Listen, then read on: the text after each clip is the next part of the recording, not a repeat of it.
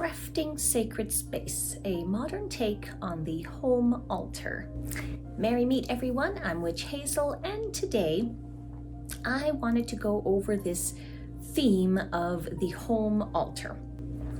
This is something that has been around for a very long time, since pagan times and in many faiths otherwise. So you will see home altars in Catholic homes, Hindu homes, other Eastern religions, and it's just one of those things that's so very nice, I think. I love altars, but I grew up quasi-witchy, quasi-Catholic. My dad's family is Catholic, so I love seeing all the ornamentation and all the presentation of religious belief. The reason I bring this up at this time of year, we're going into Yule season.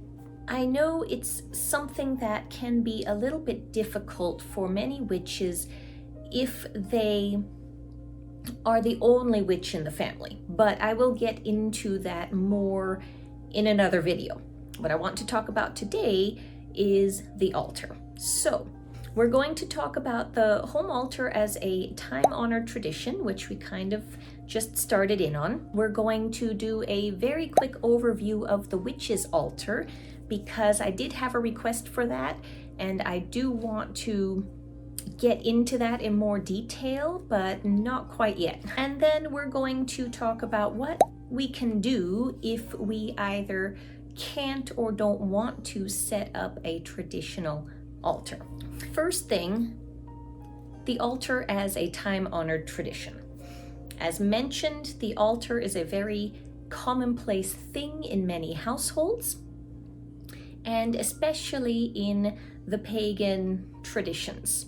That's one of the very first things you learn when you go into witchcraft, when you go into any pagan tradition, is setting up your altar. And I used to do this. I used to set up an altar. I liked having all the little things, which I'll go into in a second. I no longer keep an altar, and I'll get into that when we talk about my new take on the home altar. But before that, I wanted to point out a book that was gifted to me several years ago from a friend, which I really love. It's called Beautiful Necessity: The Art and Meaning of Women's Altars by Kay Turner. So that's what it looks like. If I can find it, I'll put a link to it. But I just wanted to point this out because it does go into various altars of various religious backgrounds.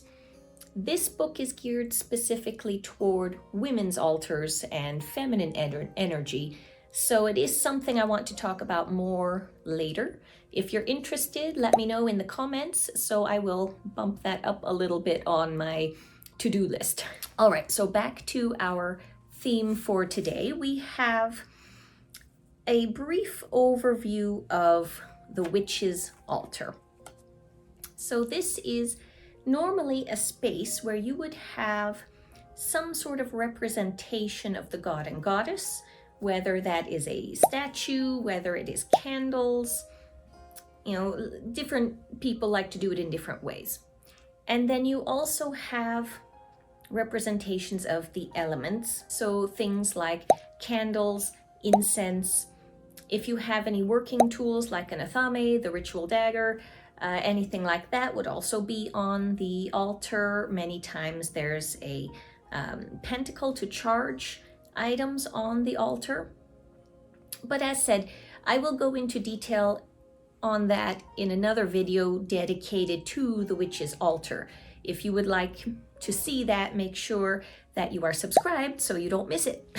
But this is what people generally think of as an altar. You have a space, a tabletop, maybe a windowsill, a shelf on a bookcase that is dedicated to your spiritual stuff. You have it set up as a spiritual reminder. This is the wonderful thing about altars.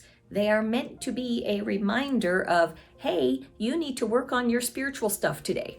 So that is why they come in so handy. But Now we're going to get into what to do if you can't or don't want to set up an altar. There are many reasons why you may not have an altar. I'll use myself as an example. Laziness. Not entirely, but partially. That could be a reason. Or maybe you live in a very small space, or you share space, and you really just don't even have enough of a tabletop or a windowsill to create an altar, not in the way that you want to. There's also the problem of what if you are sharing space with roommates or family or someone who does not understand your faith, who doesn't understand your spiritual journey. This can be very problematic. And for this reason, many witches may not want to set up an altar. I have also had it happen when I did keep an altar that I would have visitors to my home on occasion who would go over to the altar like they were drawn to it, and they would just start poking around at things. They would just start touching everything. And now this would be rude behavior from a guest in any scenario, but with the altar, it's particularly irksome because I don't want people touching all of my stuff, you know? So there could be many reasons for not setting up an altar. But we very often want an altar. So then what do? Well, this is where my idea comes in. I have gradually over time developed this kind of almost lazy approach to my altar because I realized the one thing I have, no matter where I am, is my own personal space, whether that is just a bedroom or whether that is my whole place, my house when I had one, my apartment now. It's my space, right?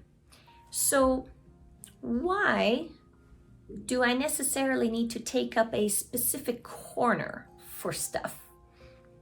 Sometimes it makes sense energetically, but in my case, I think, if an altar is meant to remind me of my spiritual path, remind me of what I need to be doing along my witchy path or my religious path, I'm going to need, me personally, I need more than just a corner somewhere, because knowing me, I will avoid that corner and I will not get the reminder.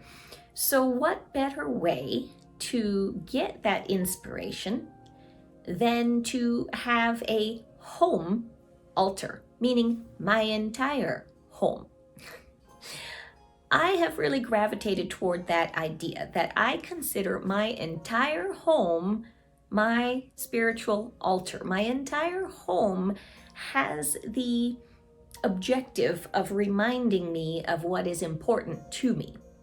And that can be on the witchy side of things, that can be for work, that can be as an auntie. I have pictures up of my nieces, whatever it is. My home, the job of my home is to be comfortable and to remind me of the things that are important to me, to keep those things sacred within these walls.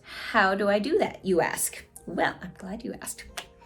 Actually, we're going to go delve a little bit back into that video I did on tips for living a more spiritual lifestyle, where I mentioned things like keeping plants in the home, keeping gemstones, geodes. I have a couple of fossils, those are fun. Taxidermy if you like. So the main thing that all came from the tip of bring nature inside, right? So think about what kind of things you might want to put on an altar. It's very common to put flowers on an altar, candles, gemstones. Find places around your home to do that, which I have done in pretty much, I'm looking around now, pretty much every room, I think. So I will put plants, station them around the house. I will have candles stationed around the house. That little acorn looking thing, that's my autumn candle. I think it's some sort of a apple cinnamon something. Anyway, you get the point. It's a candle. Incense. I have incense in a couple of stations around the house. And then the next thing that I love to do, you can't see it here because I have this lovely art print of Heidelberg behind me, but in other places in the home, I specifically curate the art on the walls for things that are important to me, whether it is pressed flowers, prints like botanical illustrations, things like that. I have a framed art print of a painting that was done by my grandmother's, I think it was great uncle, and it's in the museum in her hometown. Things like that. I will get into more detail on all of this in another video that I have planned coming up about assigning a purpose to everything in your home. But this is essentially the idea. Assign a purpose to everything. Have things all over littered around your home, not cluttering, but as decor that will remind you of what you want to focus on. So other examples, because I'm just looking over in the corner, I have books that are out on side tables or on shelves, but that are displayed in a way that I will notice them. These books over here, so those you could say are just for decor, but actually this one, this reference on palmistry is a really good one. Actually, I've read through the whole thing. I like the exercises in it. So I don't do the books strictly for decor and put them all over here because this is all the same color. No, I actually care about what's in the book. And I place those books in a particular spot. The other blue one underneath there, by the way, if you're curious, is about phrenology and the shape of the skull and what it means for your future. Very popular at the turn of the last century. So those kind of things.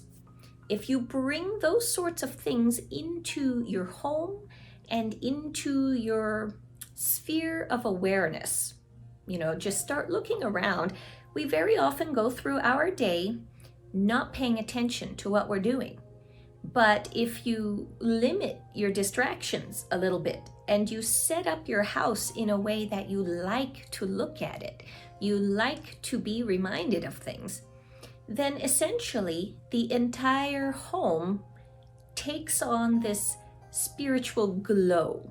It takes on this sense of being really a sacred space, not just a little corner, not just a little tabletop, but a sphere, a bubble of sacred space just for you that you have curated. So let me know what you think about this concept. It's been working out well for me, and it also really helps me to not impulse buy stuff. So that's another plus. And also let me know if any of you do the same thing. So are you all just die-hard specific altar people, or have any of you also taken up this concept of have your entire space being an altar? I'm curious to know.